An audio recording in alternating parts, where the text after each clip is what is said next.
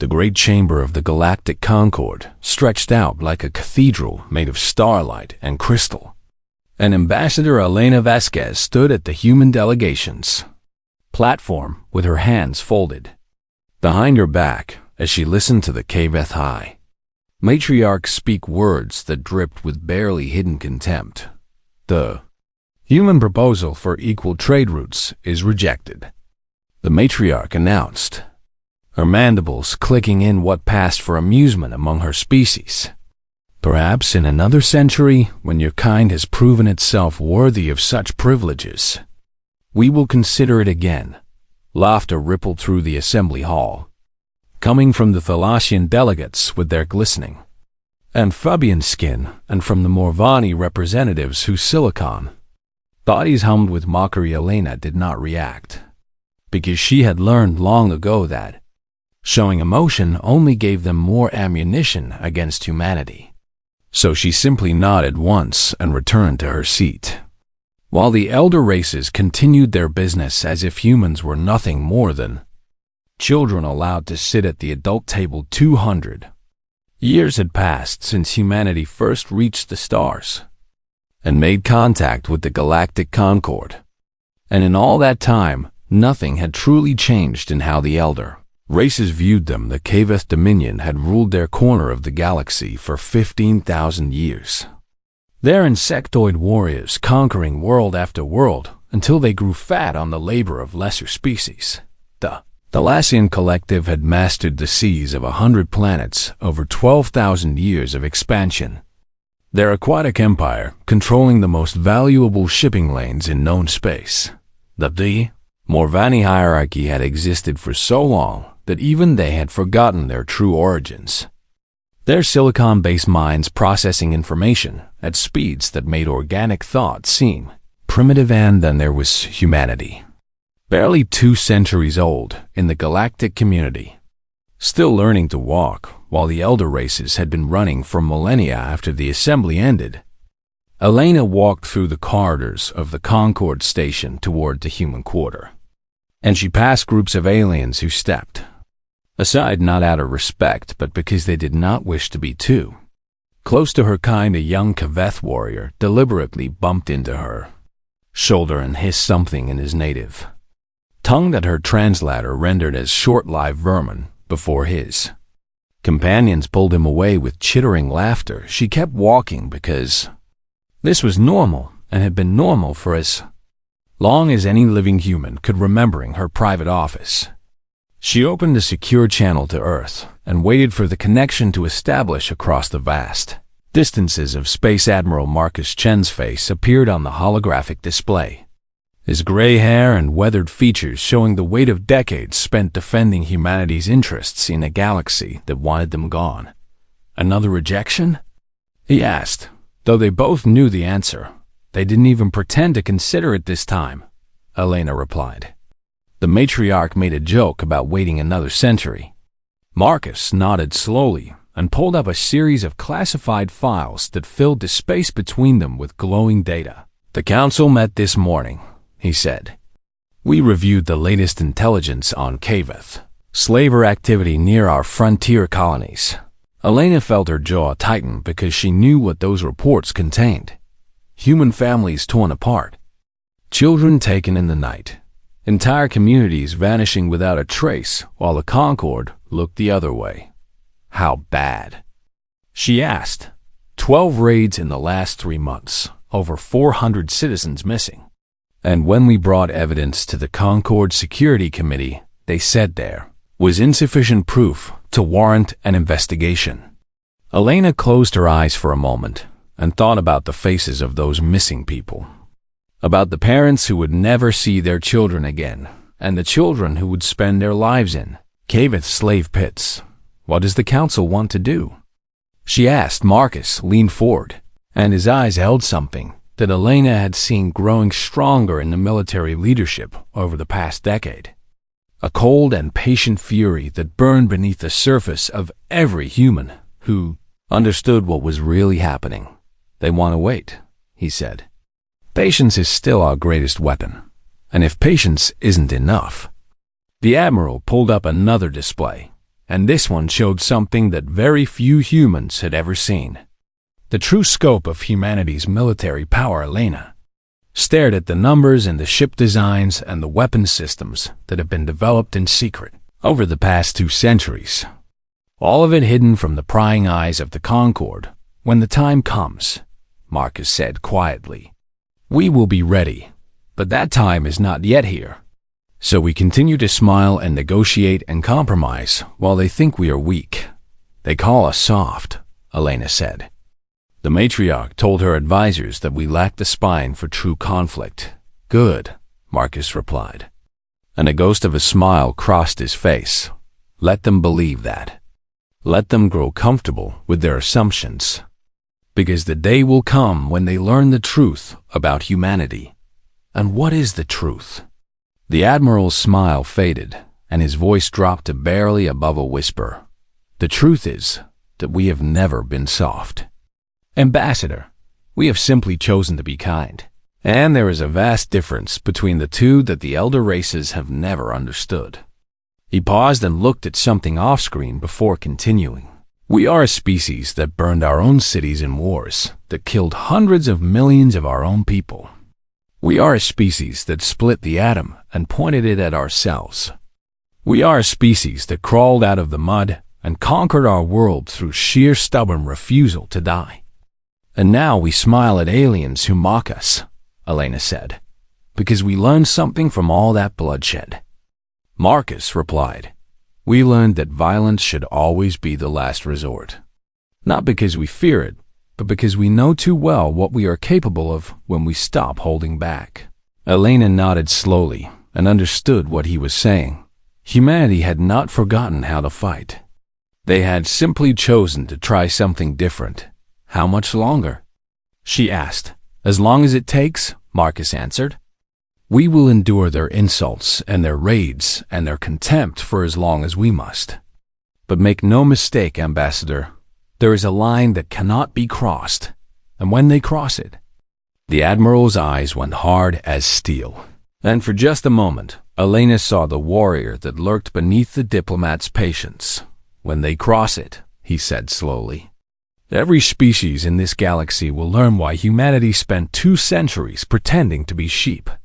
The connection ended, and Elena sat alone in her office, surrounded by the humming machinery of an alien station that had never truly welcomed her kind outside her window.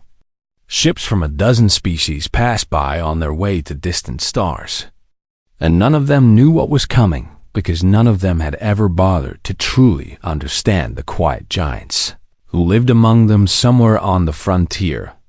Another human colony was being raided, and somewhere in the depths of space, human shipyards worked through the night, building weapons that would one day shake the foundations of the galaxy. But for now, humanity smiled and waited and remembered every single insult. Because patience was indeed their greatest weapon, and they had so very much of it to spare. The medical frigate Heaven's Mercy was not a warship and had never pretended to be one. For its hull was painted white with the universal symbol of healing displayed on every surface. And its cargo holds were filled with refugees fleeing from a plague that had swept through the outer colonies. Captain Sarah Mitchell guided her ship through the shipping lanes that the Thalassian collective claimed as their territory, following every protocol and broadcasting her humanitarian codes on every frequency as required. By Concord Losh never saw the torpedoes coming. The Thalassian destroyer that emerged from behind a nearby moon fired without warning and without mercy.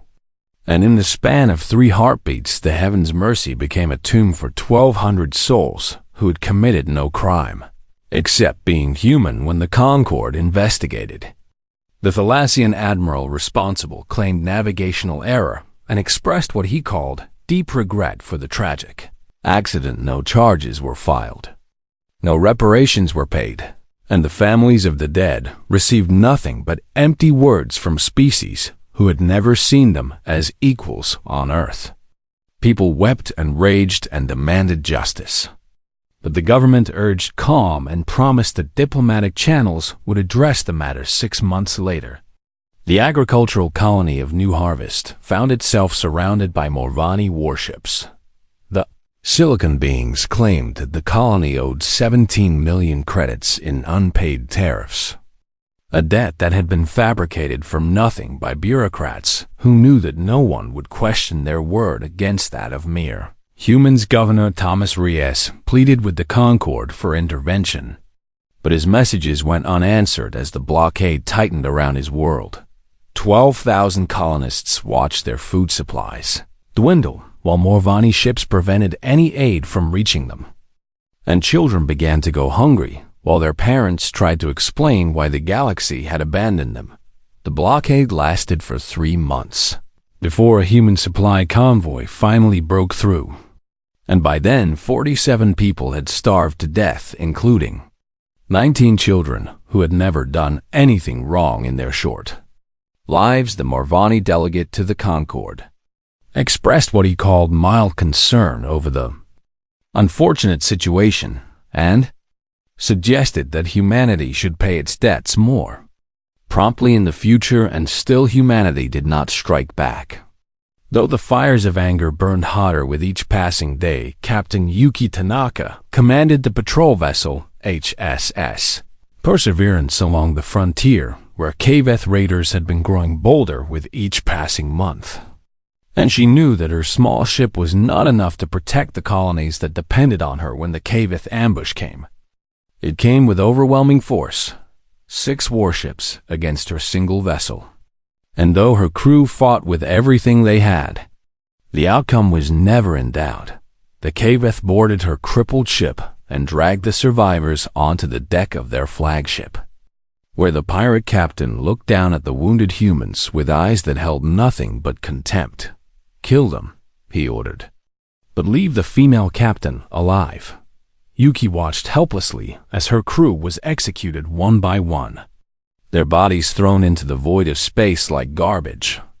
And when it was done, the Kaveth captain leaned close to her face and spoke words that his translator rendered in perfect English. "Go back to your pathetic species," he hissed, "and tell them what happens to vermin who think they can swim in waters too deep for them."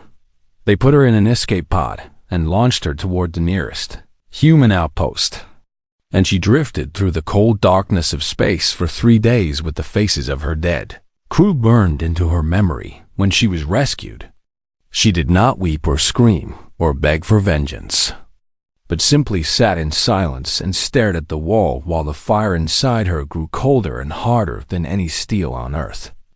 Admiral Chan watched the footage of the Perseverance massacre in a room full of military leaders whose faces had turned to stone.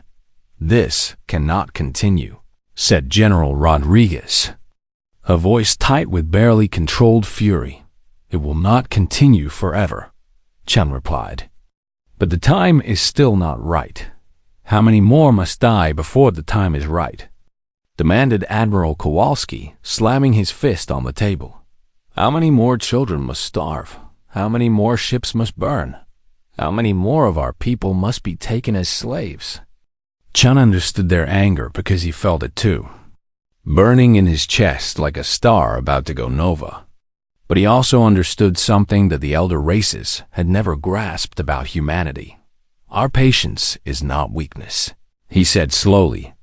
"It is a choice, and when we choose to stop being patient, we must be ready to finish what we start." He pulled up the latest reports from the secret shipyards scattered across human space. Facilities hidden in asteroid fields and gas giant moons where the Concord sensors could never reach. "We are almost ready," he continued. "Another year, perhaps 2, and we will have the strength to do more than fight back." "We will have the strength to win?" asked Rodriguez, and looked at her with eyes that held 2 centuries of accumulated insult and injury and stolen lives. "We will have the strength to make them remember," he said. "For the next 10,000 years, every species in this galaxy will remember what happens when humanity stops asking nicely." Meanwhile, in the Concord Assembly, the Morvani delegate rose to address the chamber with news that sent ripples of amusement through the elder race delegations. "It has come to our a tension that humanity intends to file yet. Another formal protest regarding recent events, he announced, his crystalline body humming with mockery. Perhaps they will write us a strongly worded letter. The chamber erupted in laughter, and even species who had no love for the Morvani joined in the ridicule of the pathetic humans who could do nothing but complain. Ambassador Vasquez sat in her seat and listened to them laugh. And she thought about the heavens. Mercy and New Harvest and Captain Tanaka floating alone in the void. She thought about 2 centuries of insults, and she thought about the secret fleets growing stronger in the darkness between stars. When the laughter finally died down, the Morvani delegate turned toward the human section with what passed for a smile among his kind. What will you do, humans? He asked. Write another strongly worded letter? Elena stood slowly and looked around the chamber at the faces of species who had never seen her kind as anything but insects to be crushed. No, she said quietly. Not this time. Then she turned and walked out of the chamber without another word. And every human delegate followed her in perfect silence. The elder races watched them go with confusion and amusement, never understanding what that silence meant. They would learn soon enough, and they would never forget the lesson.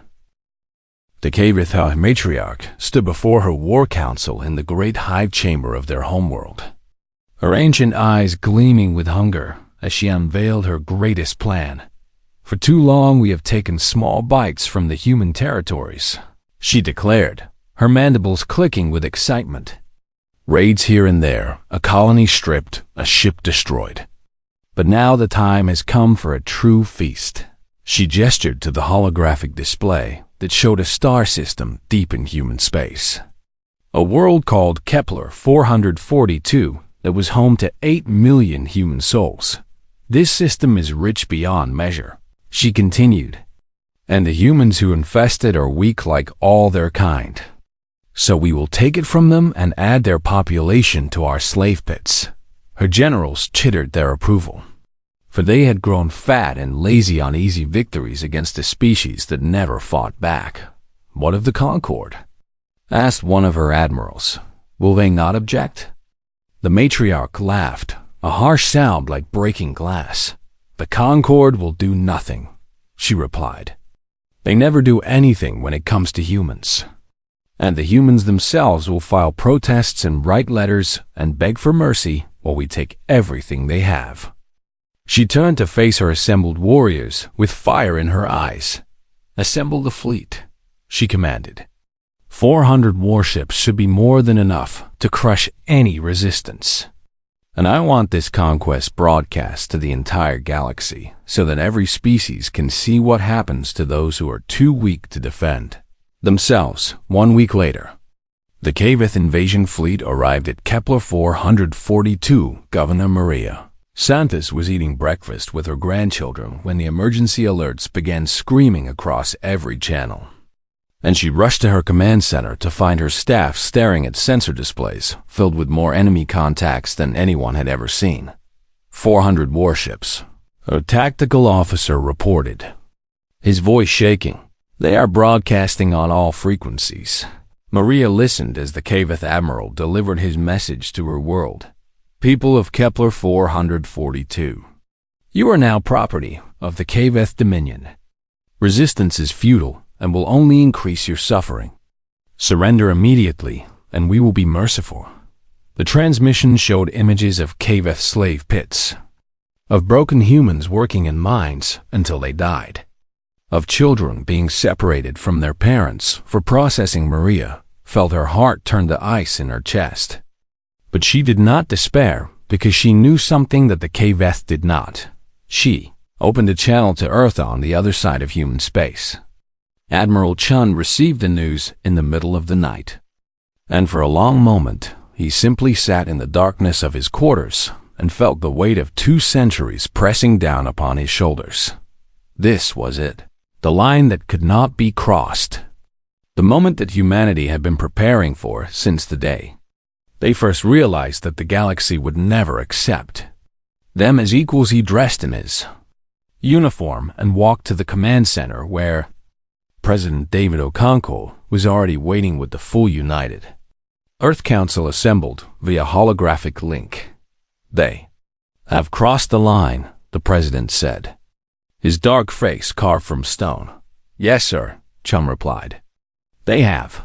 Then may God forgive us for what we were about to do." For 3 days, humanity said nothing. The KVETH fleet established orbit around Kepler 442 and began landing troops. But they found no resistance because the human population had been ordered to shelter in place and wait across the galaxy. The elder races watched with satisfaction as the arrogant humans finally received the punishment they deserved for daring to think themselves equal to their betters. Perhaps now they will learn their place, the Morvani representative commented at a Concord gathering. "It is sad, but necessary." The Thalassian delegate agreed with a wet, gurgling laugh, like training a pet. He added, "Sometimes pain is the only teacher." They did not notice that every human ship in Concord space had quietly departed, slipping away in the night like ghosts returning to their graves in the fourth day. President Okonkwo appeared on every screen in the galaxy. He stood alone in a simple room with the flag of United Earth behind him, and his voice was calm and steady as he spoke words that would echo through history. "For 200 years, we have extended our hand in friendship," he began. "We have absorbed your insults and buried our dead with dignity. We have believed that patience and goodwill would earn us the respect that every sentient species deserves." He paused, and when he continued, his voice had grown colder. "We were wrong.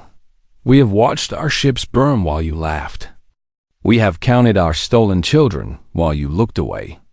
We have mourned our dead while you celebrated our weakness. No more." His eyes seemed to look directly at every being who watched, human and alien alike, to the KVETH Dominion. "You have 72 hours to withdraw completely from the Kepler 442 system and release all human captives. There will be no negotiation. There will be no extension. There will be no second warning." He let those words hang in the silence before continuing. "To the Galactic Concord, do not interfere. This is not your concern, and if you make it your concern, you will share in what is coming. To our citizens, the time for patience has ended. The time for strength has begun. Stand ready." The transmission ended, and for a moment, the galaxy was silent. Then the KVETH matriarch began to laugh, and her laughter was broadcast to every world in her dominion. "The humans threaten us," she howled. "These soft little creatures who have done nothing but whimper for 2 centuries dare to give us an ultimatum." She ordered her fleet to accelerate their conquest, to make an example of Kepler 442 that would crush any remaining human spirit. "In 72 hours, she declared, there will be no human colony left. Only KVETH slaves and KVETH glory." Her admirals cheered, and her warriors sharpened their blades for the slaughter to come across the galaxy. The elder races shook their heads at the foolish humans, who had finally broken under the pressure and made threats they could never back up. Only a few observers noticed something strange: the complete absence of human military vessels from all known positions, the sudden silence from human communication networks, and the odd readings from deep space sensors that suggested something massive was moving through the darkness. Between stars, 72 hours began to count down, and the universe held its breath on Kepler 442. Governor Santos gathered her people in shelters and told them to have faith. "They are coming," she said. "Our people are coming, and when they arrive, the galaxy will learn what humanity truly is." A child asked her what that meant, and she smiled with tears in her eyes. "It means that we are not sheep," she replied. "We have never been sheep. We simply chose to be kind because we hoped kindness would be enough. And now?" Maria looked up at the sky where KVETH warships hung like vultures waiting for the kill. "Now," she said quietly, "we choose something else." The 72 hours ended at exactly midnight Earth time. And across human space, people stopped whatever they were doing to watch and wait in hope at Kepler 442. The Kaveth Admiral sat on his command throne with a drink in his hand, celebrating the victory that was already his, because the foolish humans had done nothing but make empty threats. "Scan the system one more time," he ordered his sensor officer. More out of boredom than concern, the officer obeyed and then froze at his console. "Admiral," he said, his voice strange, "I am detecting an anomaly at the edge of the system." "What kind of anomaly?" "Ships, sir, emerging from slipspace." The Admiral laughed and took another drink. "How many?" he asked, expecting perhaps a dozen human vessels come to die bravely and uselessly. The sensor officer did not answer immediately, and when he did, his voice was barely a whisper.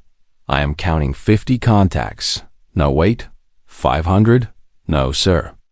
I think there is something wrong with our sensors." The Admiral stood and walked to the main display, and what he saw there turned his blood to ice. Ships were pouring out of slipspace in numbers that should not have been possible. Wave after wave of vessels emerging from the darkness, like an ocean rising to swallow the world. 5,000 contacts, the sensor officer reported, his voice cracking. 6,000, 7,000. "They are still coming, sir. They are still coming."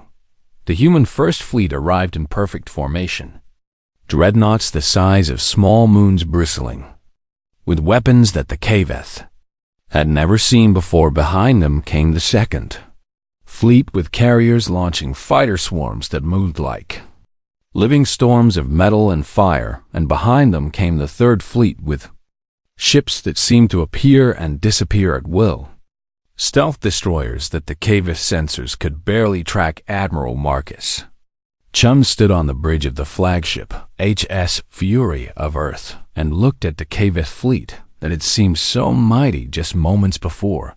"Open a channel," he ordered, his voice cut across every frequency, reaching every Kaveth ship and every human shelter and every alien observer who had tuned in to watch the slaughter of the helpless humans. "You were warned," he said simply. Then he gave the order that changed the galaxy forever. "All ships, weapons free." The Battle of Kepler 442 lasted 19 minutes. 19 minutes of fire and fury as 2 centuries of hidden strength was finally unleashed upon an enemy that had never imagined what humanity was truly capable of. Kaveth warships that had terrorized human colonies for decades were torn apart by weapons that cut through their armor like paper, and their pilots died screaming as they finally understood the terrible mistake their species had made. The Kaveth Admiral tried to rally his fleet, tried to organize some kind of defense, but human ships moved with a coordination that seemed almost supernatural, anticipating every maneuver and countering every tactic before it could begin. Fighter pilots who had trained their entire lives for this moment swept through Kaveth formations like angels of death, and dreadnoughts fired main batteries that turned enemy vessels into expanding clouds of debris. When it was over, not a single Kaveth warship remained intact. A few escape pods drifted in the wreckage, and Chun ordered them collected because humanity was not in the business of killing helpless survivors. Even now, the footage of the battle spread across the galaxy at the speed of light, and species who had laughed at humanity just days before watched in stunned silence as their entire understanding of the universe collapsed. But humanity was not finished in the weeks that followed.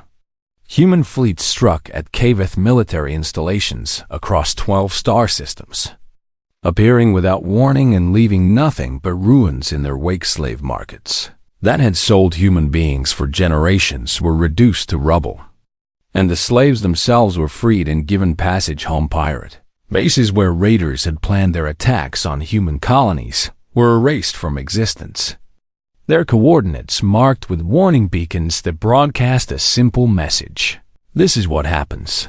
The Kaveth homeworld itself found its skies filled with human warships, A blockade so complete that not a single vessel could enter or leave without human permission. The matriarch, who had laughed at human threats, now cowered in her throne room as her advisors begged her to surrender before their entire civilization was destroyed.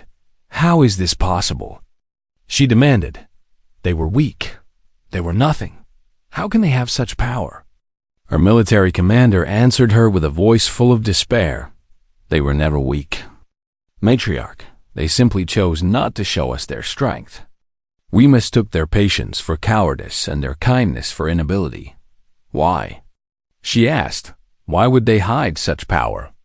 Because they hoped they would never have to use it, he replied. Because unlike us, they did not want to be conquerors. They wanted to be friends. He looked at the human ships that filled the sky above their world. We could have had them as allies, he said quietly. We could have had the friendship of a species that builds weapons like those and chooses not to use them. Instead, we made them our enemies. The matriarch had no answer because there was no answer that could undo what had been done across the galaxy. The Thalassians and Morvani watched the destruction of Kaveth military power with growing horror. Should we intervene? Asked a Thalassian admiral. His commander shook his head slowly. And face that? He replied, pointing to the footage of human dreadnoughts tearing through Kaveth battleships. No, we will do nothing. We will say nothing. And we will pray that they remember we did not fire on their ships. The Morvani hierarchy held emergency sessions where silicon minds that had existed for millennia tried to calculate how humanity had hidden such massive military development. Intelligence networks reported nothing. One ancient Morvani complained. How did they build all of this without us knowing? Because we were not looking, another replied. We were so certain of their weakness that we never bothered to look for their strength. They fell silent as new reports came in of human fleets taking up positions throughout the galaxy, not attacking anyone else, but making their presence known. The message was clear without words. We can reach you anywhere. We can strike at any time, and now you know what we are capable of on Earth. People gathered in the streets to celebrate. But their celebration was mixed with something darker. They had spent 2 centuries learning to be peaceful, learning to solve problems with words instead of weapons. And now they had been forced to remember the other side of their nature. President Okonkwo addressed the nation with a heavy heart. We did not want this, he said. We spent 200 years proving that. But there are some things that cannot be tolerated, some lines that cannot be crossed. He paused and looked directly into the camera. Let this be a lesson to the galaxy. Humanity will always prefer peace. We will always extend our hand in friendship first. But we will never again allow our kindness to be mistaken for weakness. The war is not yet over. But the outcome is no longer in doubt. The Kaveth crossed the line. And now every species in this galaxy knows what happens when humanity stops being patient. And across the stars, in throne rooms and council chambers and military headquarters, alien leaders looked at their intelligence reports and their sensor readings and their casualty counts, and they were afraid because they finally understood what humanity had been all along. Not sheep pretending to be wolves, but wolves who had chosen to be shepherds, and the wolves had remembered how to hunt. The Kaveth Dominion surrendered on the 43rd day of the war, and the ceremony was held aboard the HSS Perseverance by specific request of the human delegation Captain Yuki. Tanaka's old ship had been recovered and rebuilt after the massacre that had killed her crew. And now it served as a symbol of everything that had led to this moment. The matriarch herself was forced to make the journey, escorted by human marines who looked at her with eyes that held no hatred but no mercy either. She entered the conference room where Admiral Chun waited with a document that would end her dominions' reign of terror forever. And she saw something on the wall that made her stop in her tracks. It was a memorial plaque bearing the names of every crew member who had been executed by Kaveth pirates, including a message at the bottom. we remember. Please sit, Chan said calmly. The matriarch sat. And for the first time in her long life, she understood what it felt like to be powerless. The surrender terms were absolute. Complete withdrawal from all contested territories. The release of every human slave with full reparations to their families. The dismantling of Kavith offensive military capabilities. And the payment of damages that would take generations to fulfill. This will destroy our economy. The matriarch protested weakly. Your slavers destroy human lives, Chun replied. Your pirates destroyed human families. Your fleet tried to enslave 8 million human civilians. This is the cost of your choices.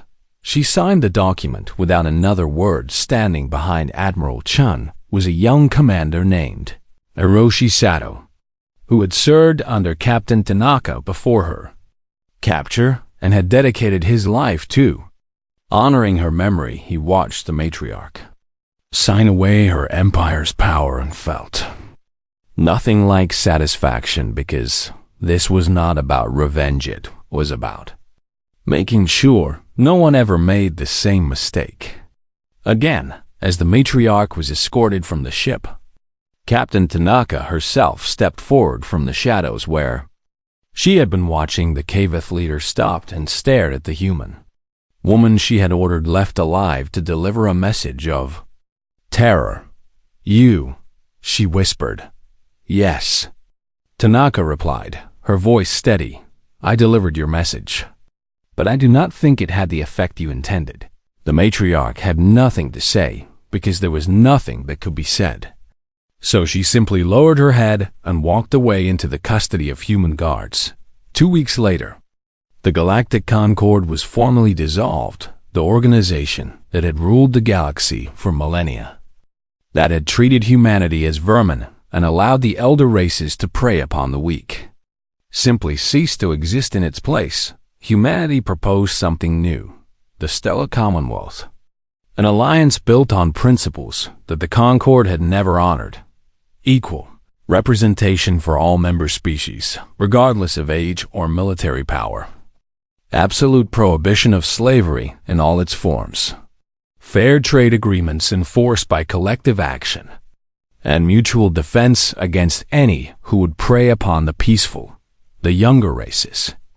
Species who had suffered under elder race dominance, just as humanity had. Eagerly accepted the invitation. The Rillian Federation had watched humans stand alone against the Kavith and wished they had possessed such courage. The Venn Collective had lost millions of their own too. Thalassian aggression and saw in humanity a protector they had never had.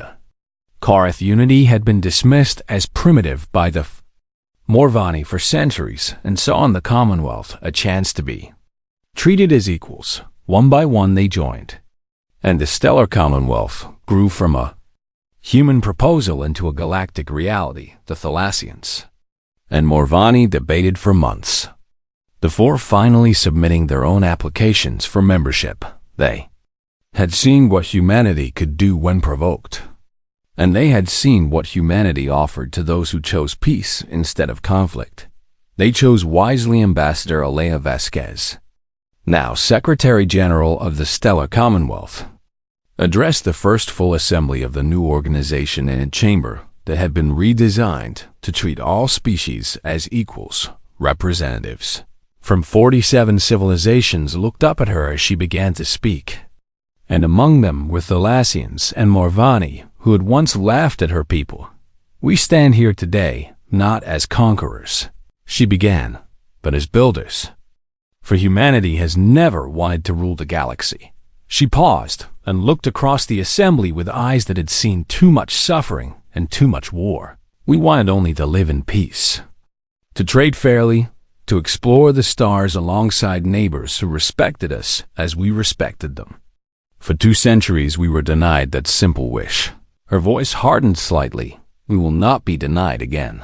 The Stellar Commonwealth is built on a simple foundation. All sentient beings deserve dignity. All civilizations deserve respect.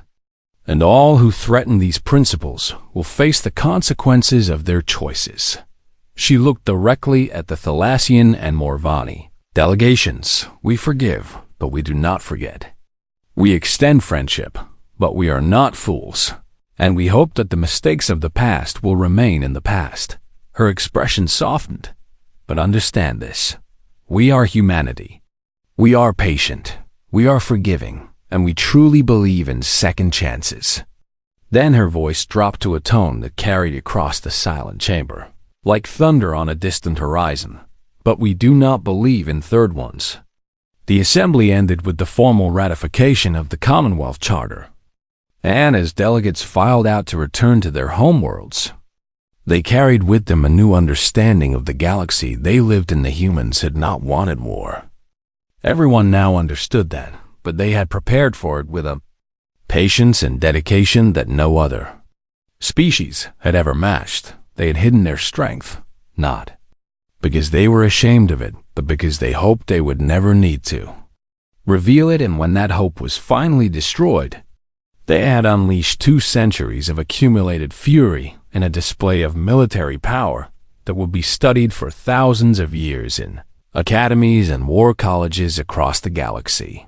Historians and strategists began their analyses of the human caveat war. They studied the tactics and weapons and logistics that had allowed humanity to defeat a force that should have overwhelmed them. But more importantly, they studied human history, the world wars that had killed hundreds of millions, the atomic weapons they had pointed at themselves, the countless conflicts that had forged them into something unique among the stars. And they reached a conclusion that would be taught to every child of every species for the next 10,000 years. Humanity was never the sheep among wolves.